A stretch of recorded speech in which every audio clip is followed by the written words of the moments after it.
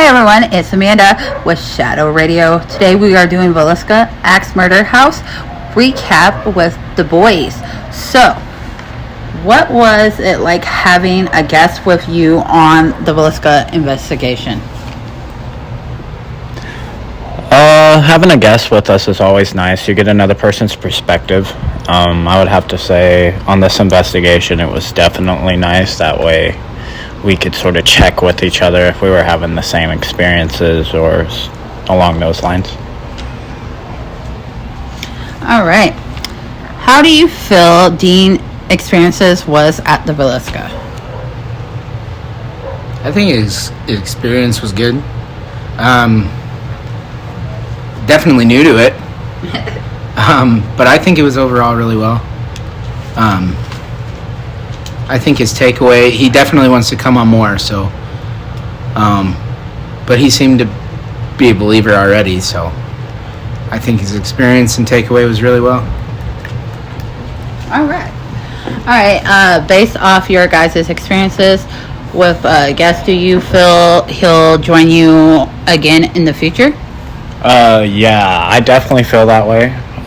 Something he said to me was he thanked me for verifying what he already knew, which he was talking about life after death. Right. And he told us on the way back that he definitely wanted to go again. So I think he's gonna come more. Fabulous.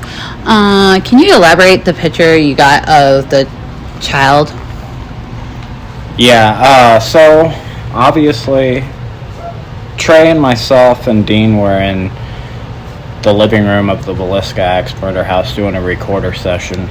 After the recorder session, we had caught during this recorder session an age verification and a couple other things. We ended up taking a break and going outside and getting a picture next to that sign for the Villisca Axe Murder House. Mm-hmm.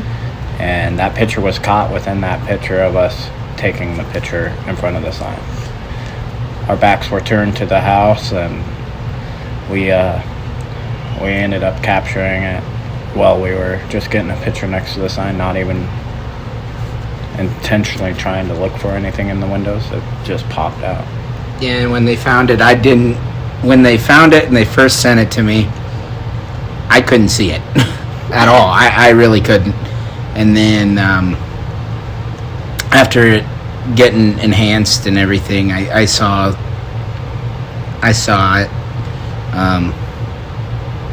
It was definitely really cool, because after that we were told that we were only a handful of people that have captured something like that there.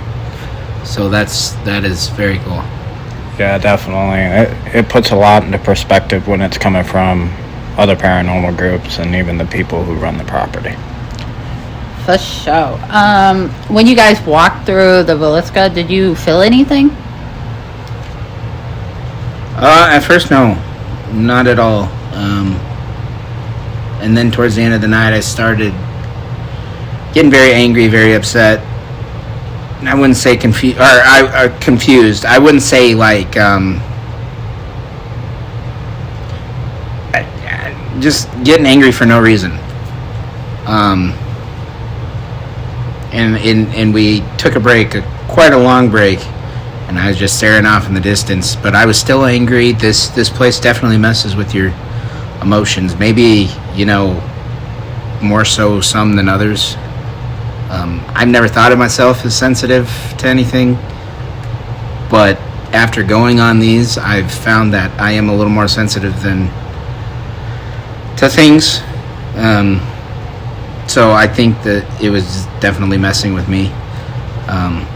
So at first, no, I didn't feel anything, but towards the end of the night, I started feeling different things that usually I don't, that I couldn't explain. Yeah, I'd have to say at first, only thing I felt a heaviness when we went upstairs, just because the history. Right. Sort of a remorse feeling for everything that had happened there. And other than that, though, at first, no. That's it. All right.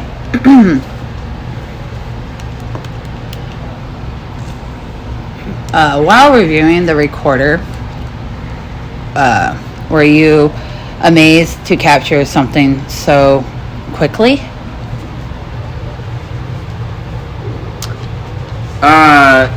I mean, a little bit.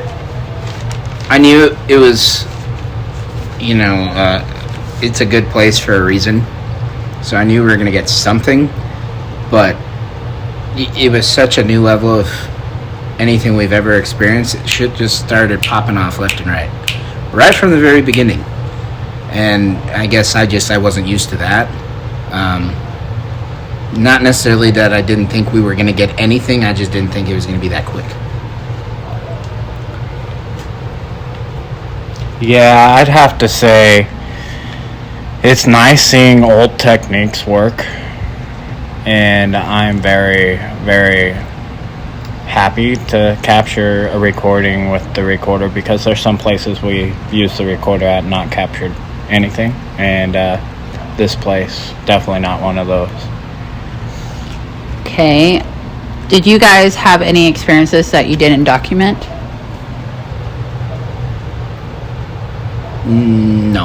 No, there was, I didn't. I can't speak for Brett or for Dean, but there wasn't anything that I experienced that I didn't capture. Because, I mean, I heard a loud, it literally sounded like the stove is metal. It literally sounded like that giant stove crash, and we even captured that. I don't know if it came through on the camera, but I mean, we were documenting it while it happened. There wasn't anything that happened that, to me personally, that we didn't catch. Yeah, I'd have to say probably the same too. I mean, obviously when I was sleeping in the attic by the Ouija board, we had some issues where the REM pod went off and then the phone died at the same time. And so there's a gap of me sleeping that I don't have, but that's pretty much it. All right. What was going on with the equipment through the night? Through the night, the equipment, we had moments where the equipment all died at once. Pretty much back to back, stuff was dying. And then we also had moments where we ran through 4 batteries in the night vision camera quick. It whatever was there, I feel like it was using that energy. Right. All the cameras died upstairs, downstairs, the light downstairs next to the camera all went off, all at the same time. And we didn't know the downstairs ones went off until we got down there and we saw that they went off too. So it's a little crazy that all of them went off at the same time. So it would be very coincidental if, it's very coincidental that all of them, the battery just died at the same time. We've never had anything like that.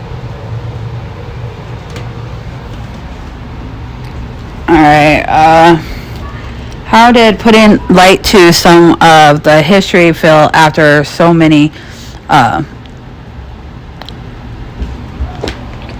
alterations through the years?